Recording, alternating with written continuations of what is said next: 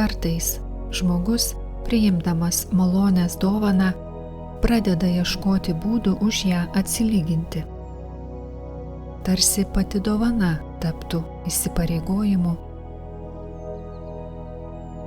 Tačiau likti kaltės ir skolos tapatybėje niekada nebuvo sumanymas.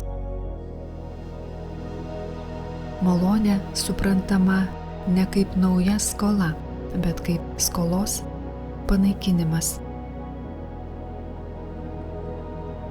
Vis dėlto kartais net laisvė paradoksaliai tampa nauja priklausomybės forma. Dabar tampu amžinai dėkingu skolininku. Skamba nuolankiai, tačiau ego dažnai mieliau pasilieka skolininko tapatybėje, nei priima malonę. Kol moku skolą, išlieka kontrolės iliuzija. Tarsi dar turėčiau kažką užsitarnauti. Tačiau malonė paliečia patį subtiliausią, paslėptą ego pagrindą – mūsų vidinę buhalteriją.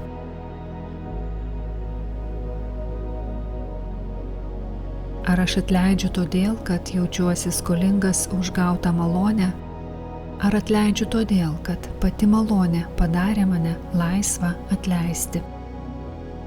Juk laisvė yra labiau būsena, nei nuolatinė pareiga reaguoti.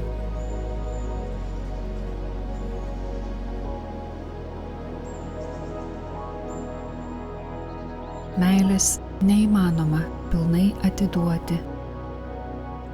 Tarsi ji būtų kažkas, ką galima grąžinti iki paskutinio skatiko.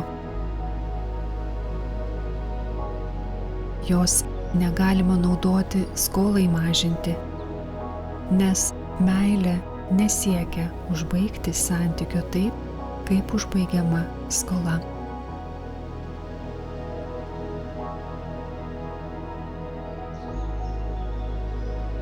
Malonė – tai ne pareiga, o būsena.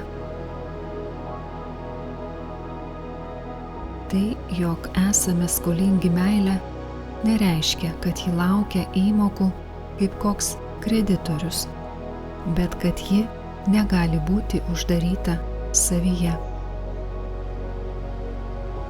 Ji tampa upe iš vidaus, ji tampa kvėpavimu, ji tampa gyvenimo muzika.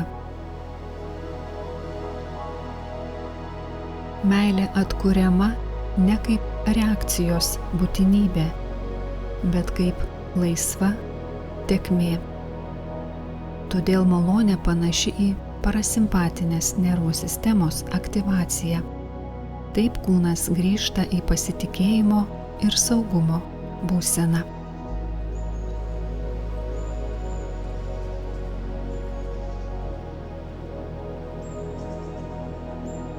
Nebūkite niekam skolingi.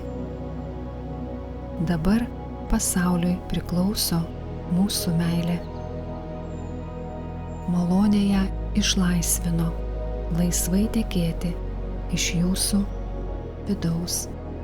Tegul taip ir būna.